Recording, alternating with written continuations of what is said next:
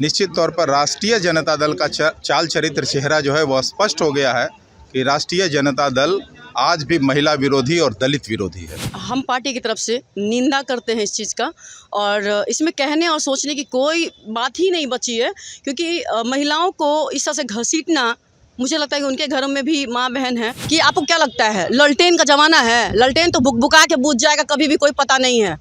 Panorama group, जो सोचता है वो करता है, आपके अपने सपनों का आशियाना।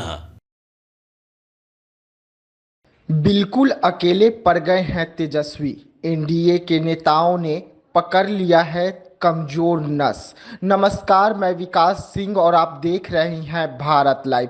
जी हां, तेजस्वी यादव जिस तरीके से चुनावी प्रचार कर रहे थे, मुकेश सहनी के साथ मंच पर गरज रहे थे, लेकिन उनका गरजना अब उन्हीं पर भारी पड़ रहा है, क्योंकि एनडीए उनका एक एक शब्द को लेकर अब आधी रात को बैठक बुला ली है, एक एक शब्द को लेकर बैठ गई है।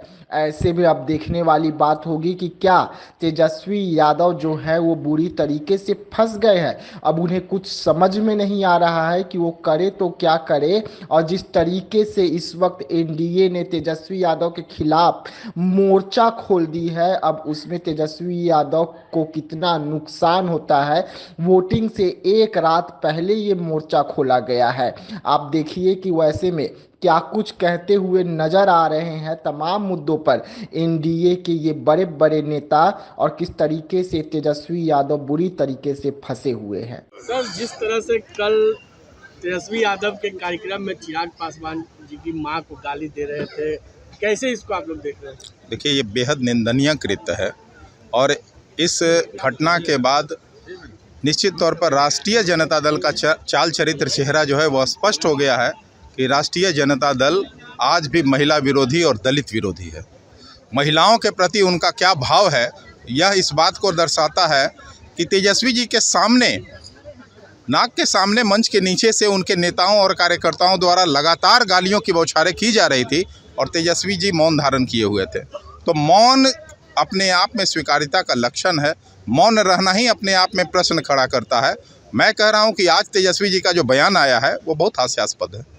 वो कहते हैं कि इस बात की सूचना मुझे नहीं थी, इस बात की जानकारी बिल्कुल नहीं थी, कौन गाली बक रहा था, कौन नहीं बक रहा था। अरे भाई, अब तो वीडियो जारी हो गया है, वीडियो एक साक्ष्य है।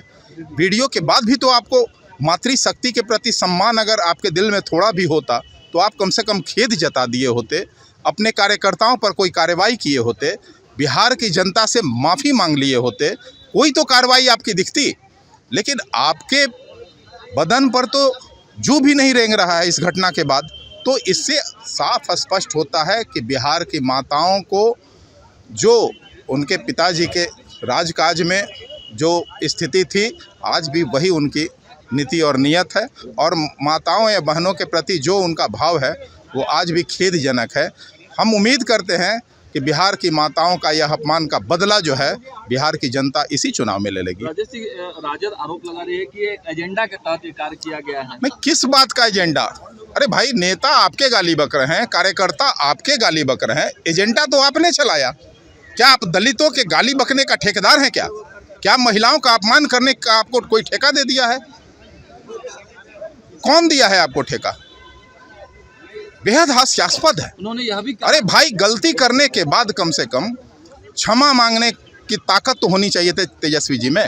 तेजस्वी जी का अगर विराट हृदय होता, अगर महिलाओं के प्रति उनके दिल में थोड़ा भी सम्मान होता, तो निश्चित तौर पर वो क्षमा याचना करते। बिहार की जनता से मैं सार्वजनिक तौर से तेजस्वी जी को माफ़ी मांगने की अपील करता हूं, नहीं तो बिहार की जनता आपको इसी चुनाव में मुंहतोड़ जवाब देगी। कल जमुई में चिराग पासवान की मां को गाली दिया गया और तेजस्वी यादव मंच पे ही थे, कैसे इसको आप देख रहे हैं? देखिए, इसमें आप ये समझिए कि अमर्यादित शब्दों का जो प्रयोग किया गया है, तो समझिए कि हम पार्टी की तरफ से निंदा करते हैं इस चीज़ का, और इसमें कहने और सोचने की कोई बात ही नहीं बची है, क्योंकि महिलाओं को इस तरह से घसीटना, मुझे लगता है कि उनके घरों में भी माँ बहन है, और जो माँ दुर्गा का सम्मान नहीं कर सके।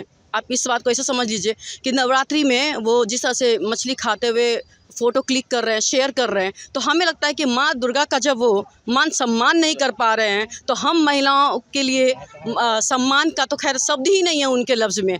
अगर बाई चांस की कहीं ना कहीं अपमान किया गया या अमर्यादित शब्दों का इस्तेमाल किया गया तो उन्होंने माफ़ी मांगने की भी ज़रूरत नहीं समझी और अभी तक माफ़ी नहीं मांगे। मुझे लगता है 48 घंटे से ज़्यादा हो गया है और इस 48 घंटे में उनको 1 सेकंड का क्षण नहीं मिला कि वो जनता से, वो माताओं बहनों से माफ़ी मांग सके। इसका मतलब कहीं ना कहीं वो साथ हैं और बहुत दुखद बात है। हम महिलाएं जब उनकी सरकार थी तो आपको भी याद होगा कि महिलाएं 6-7 बजे के बाद बाहर निकलती नहीं थी, रोड पर चलती नहीं थी और हम महिलाएं एक समझिए कि कुछ साल बाद जब हम रोड पर आए और सर उठा के चलना शुरू किए तो कहीं ना कहीं महिलाओं को एक तरह से टॉर्चर किया जा रहा है इस तरह की बातों को प्रयोग करके। तो हम इसको समझते हैं कि महिलाओं को नीचा दिखाने, महिलाओं को टॉर्चर करने जैसे शब्दों का इस्तेमाल किया जा रहा है। तेजस्वी यादव कह रहे हैं कि हम मंच पर थे लेकिन हमको सुनाई नहीं दिया। हम कहते हैं कि पूरी दुनिया को सुनाई पड़ गई और आपको सुनाई नहीं पड़ी तो आप शामिल हैं ना। इसका मतलब कहीं ना कहीं साजिश आप पे जाती है कि आपने साजिश की है, क्योंकि सभी को, ये पूरी दुनिया को सुनाई पड़ गई कि अमर्यादित शब्दों का इस्तेमाल हो रहा है। आप उसी स्टेज, उसी मंच पे थे और आपको सुनाई तक नहीं दिया। अरे कैसे सुनाई पड़ेगा? हम तो सीधी सी एक बात कहते हैं कि जो माँ दुर्गा का सम्मान नहीं कर सके वो हम महिलाओं के, हम माताओं, हम बहनों का वो कहाँ से सम्मान देंगे? पूजा जी, इसको आप लोग क्यों राजनीतिक तौर पर क्या भुनाने की कोशिश भी की जा रही है? देखिए, राजनीतिक तौर पे भुनाने की बात तो हम तब करते हैं जब वो जिस तरह के अमर्यादित शब्द का जो इस्तेमाल हुआ, अगर वो ना होता तो आप इस बात को कह सकते थे। लेकिन आप मीडिया कर्मी के माध्यम से हम पूछना चाहेंगे कि क्या ये गलत नहीं था? जनता से, महिलाओं से, माताओं बहनों से हम सबसे पूछाएंगे कि क्या ये राजनीतिक तौर पे है?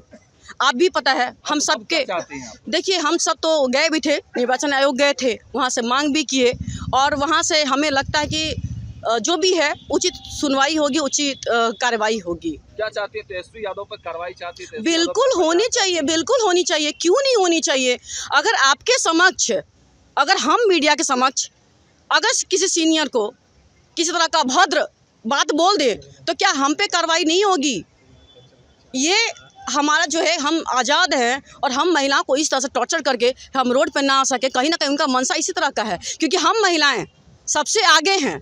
हम महिलाएं जितना घर चला सकते हैं, घर से बाहर कर सकते हैं, उतना कोई नहीं कर सकते हैं। तो मुझे लगता है कि अगर राजनीति का किसी ने इस्तेमाल किया है तो वो तेजस्वी यादव जी किए हैं, उनके संगठन ने किया है, उनका पार्टी ने किया है। इसलिए कि अगर इस तरह की अमर्यादित शब्दों का अगर इस्तेमाल करेंगे तो महिलाएं टॉर्चर हो जाएगी और अपने अपने घरे में दुबक जाएगी, मगर हम महिलाएं दुबकने वाले नहीं हैं। पूजा जी, एक अंतिम सवाल ले लेते हैं। कल लोकतंत्र का महापर्व है, पहली चरण का चुनाव है, 4 सीटों पर बिहार में चुनाव हो रहे हैं, लेकिन जो फीडबैक आ रहे हैं, जो तमाम तरह के माहौल बनाया गया है, राजद कह रहा है कि जीतन राम मांझी को इस बार सदन भेजना मुश्किल।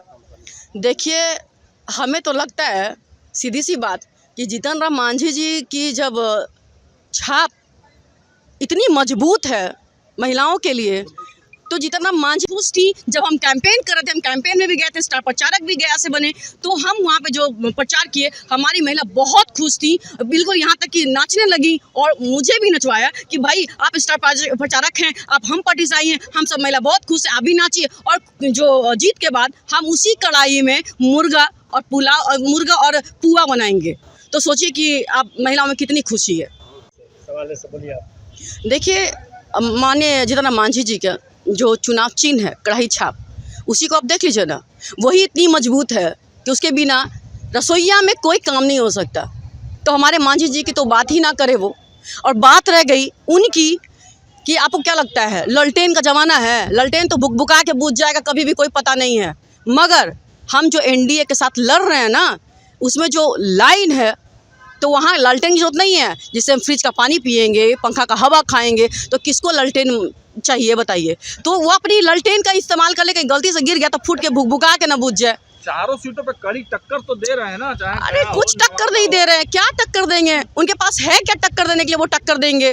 वो ये सब बस एक वाहियात है और कुछ भी नहीं है। ये सब बस वो कह रहे, कहने को हम भी कह सकते हैं, हम भी बहुत कुछ कह सकते हैं कि वो बस अपने खानदान को आगे लेकर के और सबको दे रहे हैं, जैसे रिजर्व करना है, मुझे पूरी बिहार पे कब्जा करना है, ऐसे कुछ। तो हमें हमारे माननीय जीतन राम मांझी जी को कब्जा नहीं करना, बल्कि बिहार को आगे करना है, गरीबों के लिए लड़ना है, उनकी आवाज़ बनना है, पिछड़ों के लिए लड़ना है। पहले चरण में कितनी सीट?